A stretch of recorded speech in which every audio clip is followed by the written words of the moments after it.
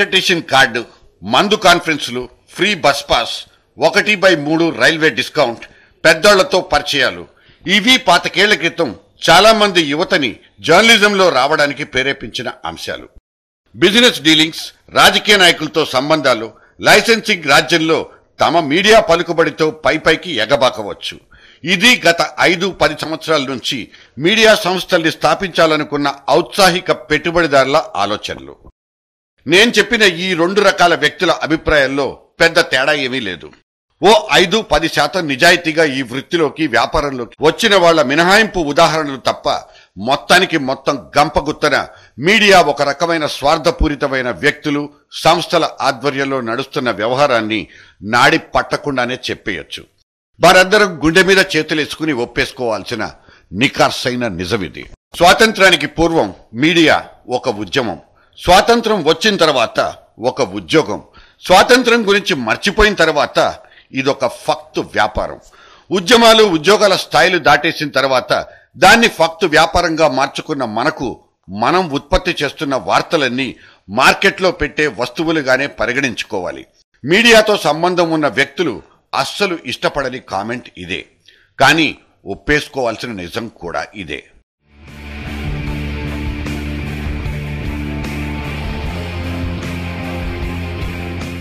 అన్నా హజారే ఆమరణ దీక్ష చేస్తుంటే 10 రోజుల పాటు నిద్రాహారాలు మానేసి రాత్రింబవళ్లు వందలాది గంటలు లైవ్ టెలికాస్ట్లు చేయడంలో ఒక సమస్య పట్ల ఉన్న చిత్తశుద్ధి కంటే దాన్ని చూపించి తమ రేటింగ్స్ పెంచుకోవాలనే వ్యాపార సూత్రానిదే పైచేయిగా మారింది. ఒకవేళ సదరు అన్నా దృశ్యాలకు గిరాకీ లేకపోతే ఆ వైపుకు వాళ్ళెళ్తే ఒట్టు. ఢిల్లీ 5 స్టార్ హోటల్లో ఆ మధ్య జరిగిన ఒక సోపుల కంపెనీ ఫ్యాషన్ షోకొచ్చిన టీఆర్పీలు ఆ పక్కనే ఉత్తరప్రదేశ్ రైతుల కడగళ్ల గురించి చూపించిన వార్తా కథనానికి మాత్రం రాలేదు.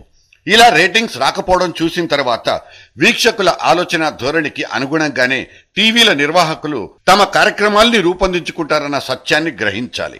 ఇక ఆ రేటింగ్స్ ఏ వర్గపు ప్రేక్షకుల మనోభావాల్ని ప్రతిబింబిస్తున్నాయి, అందులోని శాస్త్రీయత ఎంతన్న నిజానిజాల గురించి ఇంకోసారి మాట్లాడుకోవచ్చు.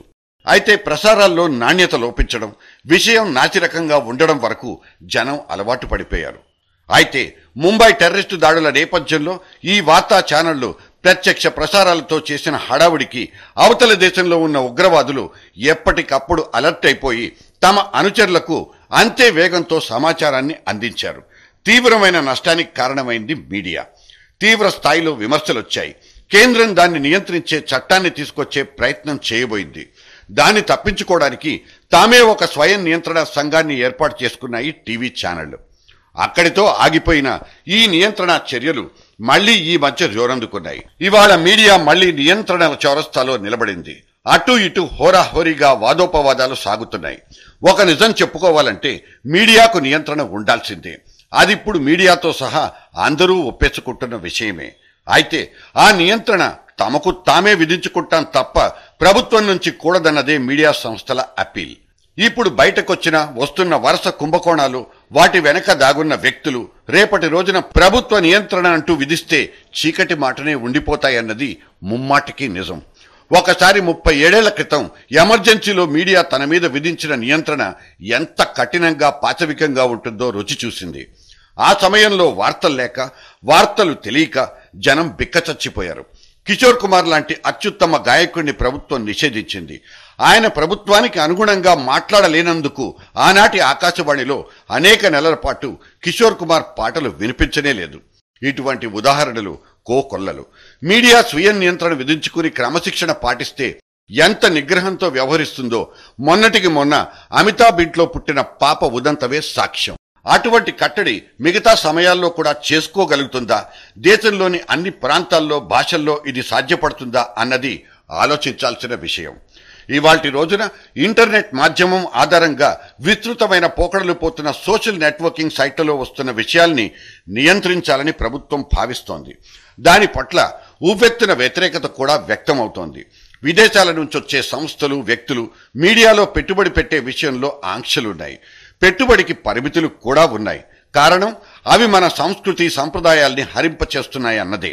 అయితే ఇప్పుడున్న మీడియా సంస్థలు, వాటి నుంచి వచ్చే పత్రికలు, టీవీలు మన దేశపు సాంప్రదాయాల్ని ఎంతవరకు కాపాడుతున్నాయి? వాటి రాతలు, దృశ్యాలు ఏమిటి? అంటూ తిరిగి అడిగిన ప్రశ్నలకు సమాచార ప్రసార శాఖల దగ్గర జవాబులు మాత్రం ఉండవు. ఇక డబ్బిచ్చి పేపర్లో టీవీల్లో తమకు అనుగుణంగా రాయించుకునే రాజకీయ పార్టీలు నాయకులు చేస్తే అది పెయిడ్ న్యూస్ కింద నేరమవుతుందని చెప్తున్నప్పుడు ఇదే ప్రభుత్వం రాజకీయ పార్టీలకు వాటి నాయకులకు టీవీ ఛానళ్లు పేపర్లు నడుపుకోవడానికి లైసెన్సులు ఎలా ఇస్తోందని ప్రశ్నించవచ్చు. కానీ వీటికి జవాబులుండవు. ఇవాల్టి మీడియా ఇన్నిన్ని సవాళ్లతో సతమతమైపోతుంది. ఒక సంఘటన వార్త కావచ్చు, కానీ వార్త తన రంగు రుచి వాసన మార్చేసుకుని రకరకాలుగా జనంలోకి చేరిపోవడమే తాజా సంక్షోభానికి కారణం. దీని మూలాల్ని నరక్కుండా సమస్య పరిష్కారానికి పూనుకోవడం ఒక దురదృష్టం, ఇంకో అరాచకం కూడా. ఒట్టు మా మెళ్ళో వేలాడుతున్న ఈ మూర్ఛ బిళ్లల సాక్షిగా